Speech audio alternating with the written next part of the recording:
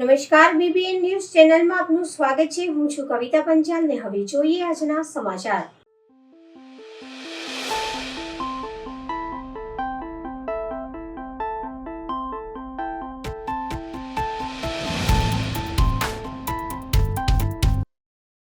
આજરોજ મકરપુરા કેન્દ્રીય વિદ્યાલય ક્રમાંક 3માં મીતા ફાઉન્ડેશનના સુજલભાઈ તથા તેમની ટીમ દ્વારા વૃક્ષારોપણના કાર્યક્રમનું આયોજન કર્યું. વૃક્ષારોપણ કાર્યક્રમમાં કેન્દ્રીય વિદ્યાલયના શિક્ષકગણ, વિદ્યાર્થીઓ ઉપસ્થિત રહ્યા હતા. મારું નામ સુજલ છે. મેં મીતા ફાઉન્ડેશનનો ફાઉન્ડર છું. આજે અમુક કેન્દ્રીય વિદ્યાલય AFS મકરપુરામાં અમુક 200 ટ્રી પ્લાન્ટેશનનું આયોજન કર્યું છે અને ટીચર, પ્રિન્સિપલ અને સ્ટુડન્ટ સાથે અમુક ટ્રી પ્લાન્ટેશન કર્યું અને મેં એમનો આભાર છું. આજે એમને મારો સાથ આપ્યો.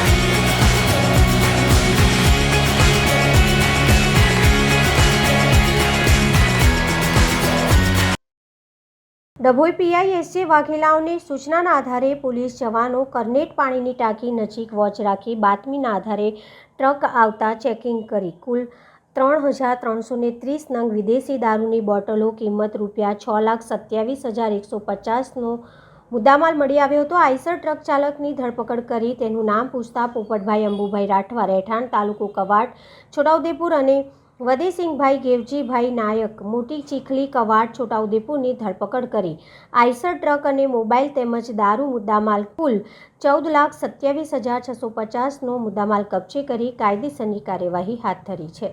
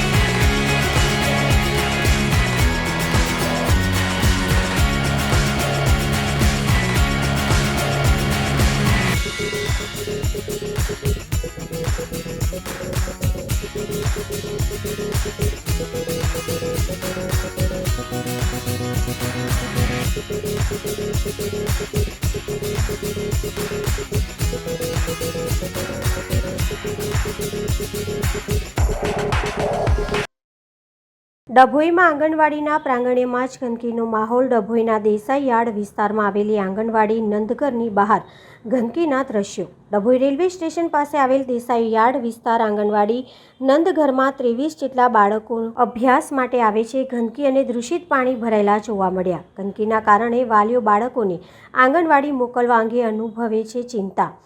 દૂષિત પાણી અને ગંદકીમાં મચ્છર માખીઓના મોટા પાયે ઉપદ્રવ જોવા મળ્યો. ગુજરાતમાં ચાંદીપુરા વાયરસે પેસારો કર્યો છે ત્યારે આંગણવાડીના ભૂલકાઓ બીમાર પડવાની સંભાવના. બાળકો રોગચાળાના ભરડામાં સપડાય તો જવાબદાર કોણ?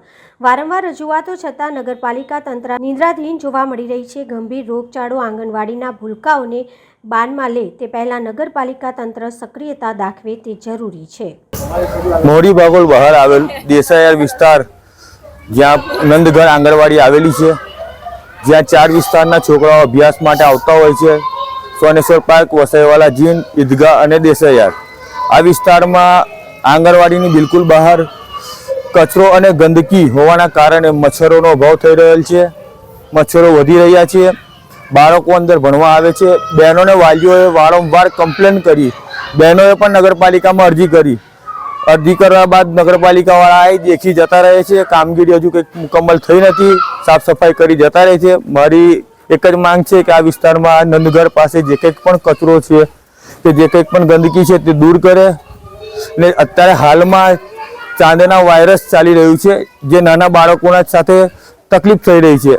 અત્યારે આના કારણે જો મચ્છરો વધે અને નાના બાળકોને ચાંદના વાયરસની કોઈ તકલીફ આવે તો તેનું જવાબદાર કોણ થશે? તે ધ્યાનમાં લઈ તંત્રને ખાસ અપીલ છે કે વહેલી તકે આ કામનું નિરાકરણ લાવે અને આ આંગણવાડીમાં ભણતા બાળકોને સુરક્ષા આપે. વસાઈવાલી જીન દેસાઈ યાર્ડ રેલવે સ્ટેશન પાસે જે આંગણવાડી આવેલી છે ત્યાં કચરો બહુ બધો થઈ ગયો છે. 5-10 મિનિટ વરસાદ પડે તો પણ પાણી બહુ બધું ભરાઈ જાય છે. તેના કારણે મચ્છર થાય છે અને જે નવો વાયરસ આવ્યો છે તેના કારણે જે પણ બીમારી થશે તે અમારા છોકરાઓને થશે. તેનું જવાબદાર કોણ રહેશે? અમે આંગણવાડીવાળા બેનને રજૂઆત કરી છે પણ એ એવું કહે છે કે આવી જશે. કેટલી વાર કહીએ છીએ તો પણ એ એક જ રિપ્લાય કરે છે કે આવી જશે. ક્યારે આવશે અને ક્યારે પગલાં લેવામાં આવશે તેના બદલ? અને જે નવો વાયરસ આવ્યો છે તે વાયરસ અમારા છોકરાઓને થશે તેનું જવાબદાર કોણ રહેશે? અને 4-5 વિસ્તારમાં જે પણ થયું આંગણવાડી આવેલી છે, 4-5 વિસ્તારના છોકરાઓ આવે છે. એના કારણે અમે રજૂઆત કરીએ છીએ કે અહીંયા સાફ સફાઈ કરે. અને મચ્છરો બહુ બધા થઈ ગયા છે. પાણી ભરાઈ ગયું છે. ઝાડ ઝાકળ થઈ ગયા છે. કચરો પણ અહીંયા જ નાખે છે લોકો. તેના માટે અમે રજૂઆત કરીએ છીએ કે અહીંયા સાફ સફાઈ કરાવો. તમે આંગણવાડી બહેનોને રજૂઆત કરી છે? હા, અમે આંગણવાડી બહેનોને રજૂઆત કેટલી વાર કરી છે. એ એક જ રિપ્લાય કરે છે કે આવી જશે. અહીંયા ક્યારે આવશે અને ક્યારે સાફ સફાઈ કરશે? અહીંયાના છોકરાઓને કેટલી તકલીફ પડે છે આવવા જવામાં. અહીંયા બહાર રમે છે એ લોકો, અહીંયા રમે છે ત્યાં કાદવ કીચડ બહુ બધું થઈ ગયું છે. પાણી પણ ભરાઈ ગયું છે. તેના માટે અમે રજૂઆત કરીએ છીએ. અહીંયા રેલવે સ્ટેશન આગળ દેસાઈ યાર્ડમાં આંગણવાડી આવેલી છે. તો આ આંગણવાડીની આજુબાજુ બહુ જ ગંદકી થઈ ગઈ છે અને અમે નગરપાલિકામાં રજૂઆત કરીએ છીએ. જે આવે છે અને થોડું કચરો આમથી આમ કરીને ભરીને લઈ જાય છે અને અહીંયા આગળ બહુ જ ગંદકી અતિ એવા એવી થઈ જાય છે પાછી. તો અહીંયા અમારે આંગણવાડીમાં 23 બાળકો આવે છે. જે બાળકો ગંદકીને લીધે વાલીએ મોકલતા નહીં. જે એવું કહે છે કે અહીંયા બહુ ગંદકી છે એટલે મચ્છર છે અને બહાર અમે રમવા બી કાઢતા નહીં બાળકોને. અને વાલી એવું કહે છે કે ગંદકી બહુ છે એટલે અમે બાળકોને નથી મોકલતા. તો એવું કહે છે કે ગંદકી તમે કંઈક કરો એમ. એટલે એવું કહે છે કે આ ગંદકી તમે હટાવો પહેલાં, પછી અમે બાળકોને આંગણવાડી પર મોકલીએ. જે બહાર બી એટલી બધી ગંદકી છે અને મચ્છર બી એટલા બધા છે અને ઝાડખા બધા છે. બહુ ઝાડવા ઉગી ગયા છે. એટલી બધી ગંદકી છે. તો બધા વાલી એવું કહે છે. એટલા માટે અમે એવી આશા કરીએ છીએ કે આ ગંદકી કાયમ માટે આ ગંદકીનું કંઈ નિવારણ આવી જાય અને સારું થઈ જાય એવી આશા અમે રાખીએ છીએ.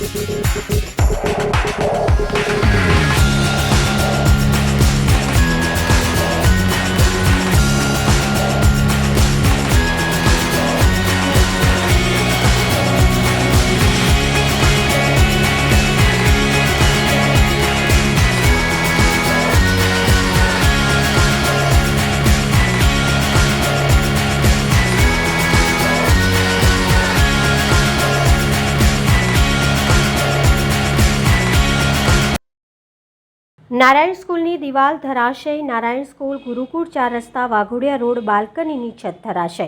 1 વર્ષ પહેલાં પણ નારાયણ સ્કૂલની દિવાલ ધરાશય થઈ હતી. શાળાના આચાર્ય જીતેન્દ્ર પરમારનું નિવેદન. એક બાળકને 3 ટાંકા આવ્યા. સદનસીબે મોટી જાનહાનિ ટળી હતી.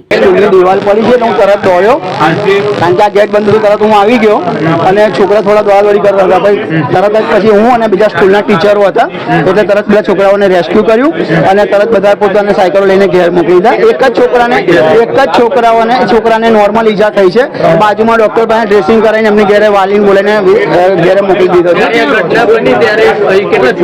સાહેબ એ બધું મને ખબર નથી, હું તો બાજુમાં હતો એટલે અહીંયા તે વખતે તો કોઈ હતું જ નહીં, કારણ કે બધા છોકરા દોડાદોડી કરીને બહાર નીકળી ગયા હતા. એટલે અહીંયા કોઈ 2-3 સાયકલો દબાઈ ગઈ હતી, બાકી બીજું કોઈ એવું જાનહાનિ કે એવું કશું થયું નીચે જ નથી. Okay, thank you.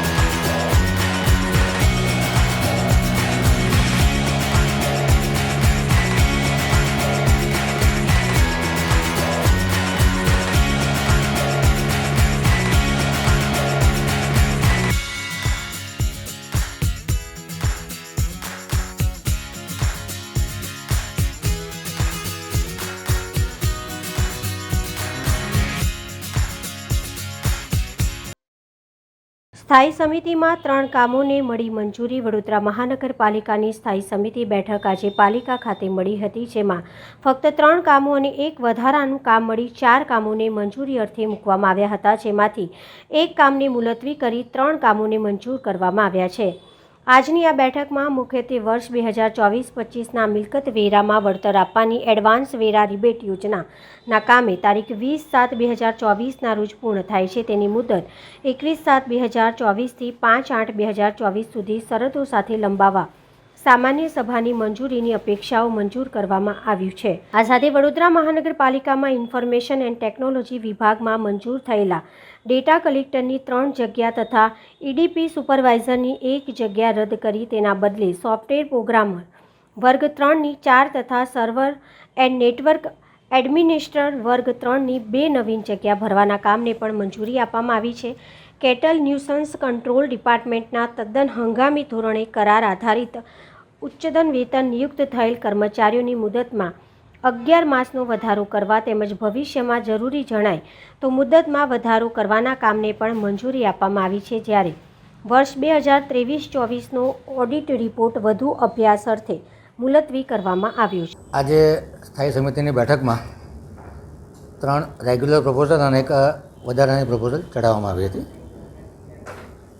વાર્ષિક ચીફ ઓડિટરનો જે રિપોર્ટ આવ્યો છે અને વધુ અભ્યાસ અર્થે, કારણ કે આખો વાર્ષિક રિપોર્ટ છે એટલે વધુ અભ્યાસ અર્થે મુલતવી રાખવામાં આવ્યો છે. કેટલ ન્યુસન્સ કંટ્રોલ ડિપાર્ટમેન્ટ દ્વારા હંગામી ધોરણે કર્મચારીઓની નિમણૂક કરવાની જે આઇટમ હતી એમાં 31 કર્મચારીઓને 11 મહિના માટે કમિશનરને નિમણૂક કરવાની કરાર આધારે પરવાનગી આપવામાં આવી છે. ત્યારબાદ સમય મર્યાદા વધારવાની છે, ફરી સ્ટેન્ડિંગમાં કામ લાવવાનું રહેશે. વડોદરા મહાનગરના આઈટી ડિપાર્ટમેન્ટ દ્વારા એ ડેટા કલેક્ટરની 3 જગ્યા અને ઈડી સુપરવાઇઝરની 1 જગ્યા હતી તે રદ કરી અને એના બદલે સોફ્ટવેર પ્રોગ્રામોની 4 જગ્યા અને નેટવર્ક એડમિનિસ્ટ્રેટરની 2 નવીન જગ્યા ઉપસ્થિત કરવાની મંજૂરી કમિશનર સાહેબે માગી હતી. એ પ્રપોઝલને મંજૂર કરવામાં આવી છે અને જે એડવાન્સ વેરા રિબેટ યોજના હતી કે જે 20/7/2024ના રોજ પૂર્ણ થતી હતી, બીજા 15 દિવસ એટલે કે 21/7/2024થી 5/8/2024 સુધી મૂળ દરખાસ્તની કન્ડિશન ગ્રાહ્ય રાખી અને એને એક્સટેન્ડ કરવામાં આવે છે. રાજકોટ જિલ્લાના ઉપલેટામાં આબ ફાટ્યું. ઉપલેટા સહિત આસપાસના ગ્રામ્ય વિસ્તારમાં પણ વરસ્યો વરસાદ. ડુમણિયાની શેવાત્રા, ખાખી, જાડિયા સહિત ગામોમાં પણ ધોધમાર વરસાદ શરૂ. ઉપલેટામાં શહેરમાં આબ ફાટ્યું. 2 કલાકમાં 5 ઇંચ વરસાદ વરસ્યો. ભારે વરસાદના કારણે ઉપલેટા શહેર પાણી થયું. ઉપલેટામાં 24 કલાકમાં 15 ઇંચ વરસાદ. ઉપલેટા શહેરના અનેક વિસ્તારમાં પાણી ભરાયા. ઝકરિયા ચોક, નટવર રોડ, અશ્વિન ચોક, કટલેરી બજાર વિસ્તારમાં પાણી ભરાયા હતા. ભારે વરસાદના કારણે વાહન ચાલકોને વાહનો ચલાવવામાં હાલાકીનો સામનો કરવો પડી રહ્યો હતો. વેપારીની દુકાનોમાં પાણી ભરાઈ જવાના કારણે દુકાનમાં ભારે નુકસાન થવા પામ્યું હતું. 9 વાગ્યાનો વરસાદ ચાલુ થયેલ છે. લગભગ દુકાનોમાં પાણી છે. અત્યારે ધીરે ધીરે નિકાલ થાય છે. ફૂલ વરસાદ આવેલ છે. 6 થી 7 ઇંચ વરસાદ આવેલ છે. નુકસાની કેવી છે? સારામાં સારી છે. બધા વેપારીને નુકસાની આવે છે. બધાની દુકાનોમાં પાણી કરેલ છે. સવારથી ધંધા પાણી કેવા છે? બંધ છે. ધંધા પાણી બધાની દુકાનો બંધ છે. પાણી બધાને કરી ગયા છે. આશીષભાઈ દવે, નટવર રોડ, ટીકરિયા ચોકમાં મારી દુકાન આવેલી છે. નીચે પાણી ભરાતા મારી દુકાનની અંદર પણ પાણી ભરાઈ ગયેલ છે અને નુકસાન થયેલું છે. બીજી કેટલીક દુકાનોમાં પાણી ગયું છે? બીજી અધર દુકાનમાં બધી જ દુકાનોમાં પાણી ભરી ગયેલું છે. લગભગ આવેલ બધી દુકાનોની અંદર પણ પાણી ગયેલું છે અને બધાને લગભગ નુકસાન થયેલું છે. ભરૂચ ચાંદીપુરા વાયરસને લઈને વિપક્ષ કોંગ્રેસ થયું સક્રિય. પ્રજાને સાવચેત કરવા માટે જનજાગૃતિ લાવવા તંત્રને કરી અપીલ. હાલમાં ચાલી રહેલા ચાંદીપુરા વાયરસની ઝપેટને લઈને સૌ ભયભીત છે. પ્રજામાં ડરનો માહોલ જોવા મળી રહ્યો છે, જેના કારણે ભરૂચમાં ચાંદીપુરા વાયરસને લઈને વિપક્ષ કોંગ્રેસ દ્વારા આરોગ્ય ખાતામાં રજૂઆત કરવામાં આવી હતી. ચાંદીપુરા વાયરસના ભરડામાં આવી જાય તે અંગે રજૂઆત કરવામાં આવી હતી. આ વાયરસની જાણ પ્રજામાં આવે તે હેતુથી જનજાગૃતિ કાર્યક્રમો કરવામાં આવ્યા. જિલ્લા આરોગ્ય અધિકારી અને નગરપાલિકા તંત્રને રજૂઆત કરવામાં આવી. જિલ્લા પંચાયતનું આરોગ્ય ખાતું ચાંદીપુરા વાયરસ સામે લડવા સજ્જ છે. આરોગ્ય ખાતાએ તમામ તૈયારીઓ પૂર્ણ કરી દીધી છે, તેમ જિલ્લા આરોગ્ય અધિકારી ડોક્ટર દુલેરાએ જણાવ્યું હતું. હાલમાં ભરૂચ જિલ્લામાં ચાંદીપુરા વાયરસનો એક પણ કેસ નોંધાયો નથી. ભરૂચ નગરપાલિકાના વિપક્ષના નેતા શમશાદ અલી સૈયદ તેમજ અન્ય નગરસેવકો જોડાયા હતા. નમસ્કાર, હું ડૉક્ટર જે.એસ. દુલેરા, ભરૂચ જિલ્લાનો મુખ્ય જિલ્લા આરોગ્ય અધિકારી. હાલ ચાંદીપુરા વાયરસના જે અન્ય જિલ્લાઓમાં કેસ નોંધાઈ રહ્યા છે, તો ભરૂચની જનતાને હું આ બાબતે અપીલ કરવા માંગુ છું કે બિનજરૂરી ગભરાઈ જવાની જરૂર નથી. થોડી સાવધાની રાખીએ કે જેથી કરીને આપણે આ રોગચાળાથી બચી શકીએ એમ છીએ. બાળકોને ખાસ કરીને લાંબી બાઈના કપડાં પહેરાવવા જોઈએ. મચ્છરો અને માખીઓથી એને બચાવવા જોઈએ. શક્ય હોય ત્યાં સુધી જંતુનાશક દવાવાળી મચ્છરદાનીમાં બાળકોને ઊંઘાડીએ. અને જો કોઈને સખત તાવ અને મગજના કોઈ પણ લક્ષણો, દાખલા તરીકે ખેંચ આવવી કે અર્ધબેભાન અવસ્થા જેવું થવું, તો તાત્કાલિક સિવિલ હોસ્પિટલનો સંપર્ક કરવા મારી જાહેર જનતાને અનુરોધ છે. ગુજરાતમાં ચાંદીપુરા કેસના લક્ષણો સતત વધી રહ્યા છે. હાલમાં ગુજરાતમાં 35થી વધુ કેસો નોંધાયા છે અને 50%થી વધુનો મૃત્યુઆંક છે. સદનસીબે આપણા ભરૂચના અંદર હાલમાં એક પણ કેસ નોંધાયો નથી, એના લક્ષણો જોવા મળ્યા નથી. ત્યારે પાણી આવતા પહેલા પાળ બાંધવી જરૂરી છે. તેના ભાગરૂપે આજરોજ ભરૂચ નગરપાલિકાના વિપક્ષના સભ્યો દ્વારા જિલ્લા આરોગ્ય અધિકારી શ્રી તેમજ ભરૂચ નગરપાલિકાના ચીફ ઓફિસરને રજૂઆત કરવામાં આવેલી છે કે જે પણ ભરૂચના અંદર આરોગ્ય કેન્દ્ર છે અને ભરૂચ નગરપાલિકાના અંદર નગરપાલિકા સંચાલિત દવાખાના છે, ત્યાં આની સામે લડવા માટેની સુવિધા ઊભી કરવી જોઈએ. ભરૂચના અંદર તમામ સ્કૂલોના અંદર, તમામ ઘરોમાં આ લક્ષણો જો દેખાતા હોય તો તાત્કાલિક ધોરણે ત્યાં જઈને બ્લડ સેમ્પલ લેવા જોઈએ અને ડોર ટુ ડોર જઈને આના વિશે જનજાગૃતિ લાવવી જરૂરી છે. કેમ કે આ લક્ષણો સુધી હાલમાં ભરૂચના અંદર કોઈ પણ પ્રજાને ખબર નથી. ત્યારે જિલ્લા વહીવટી તંત્ર દ્વારા આના ઉપર જનજાગૃતિના ભાગરૂપે કાર્યક્રમો આપીને લોકોને જાગૃત કરવા જોઈએ. તેમજ જે પણ સુવિધા આની સામે લડવા માટેની ઊભી કરવી જોઈએ તે તાત્કાલિક ઊભી કરવી જોઈએ. આજરોજ અમે બધાએ નગરપાલિકા ચીફ ઓફિસર અને આરોગ્ય અધિકારીને રજૂઆત કરેલી છે કે આ લક્ષણો હાલમાં ભરૂચમાં નથી, પણ એની સામે પહેલેથી આપણે પાળ બાંધીને આની સામે રક્ષણ આપવા, લોકોને કઈ રીતે રક્ષણ આપી શકાય તે માટે આપણે આગળના જનજાગૃતિ કાર્યક્રમોની સાથે સાથે જે કંઈ બી પ્રિકોશન લેવા જોઈએ તેની માટે કાર્યવાહી કરવી જોઈએ.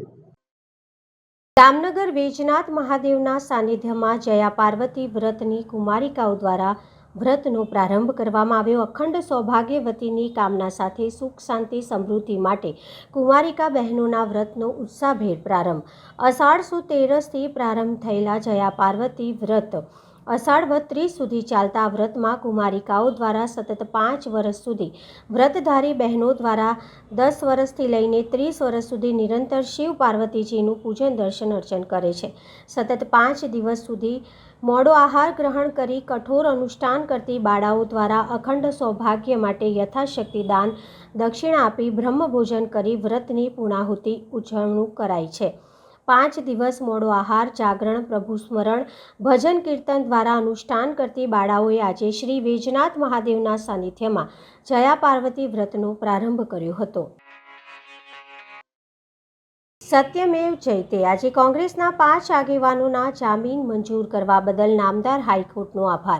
ભાજપના ગુંડાઓ કોંગ્રેસના કાર્યાલય પર આવી તોડફોડ કરે, સોશિયલ મીડિયામાં વિડીયો અને મેસેજ વાયરલ કરે, આવા ગુંડા તત્વોને પોલીસ કેમ હજુ સુધી પકડતી નથી? કોંગ્રેસના કાર્યકર્તાઓને પકડવાનું જે કામ પોલીસે કર્યું, આ વલણ બિલકુલ વ્યાજબી નહોતું.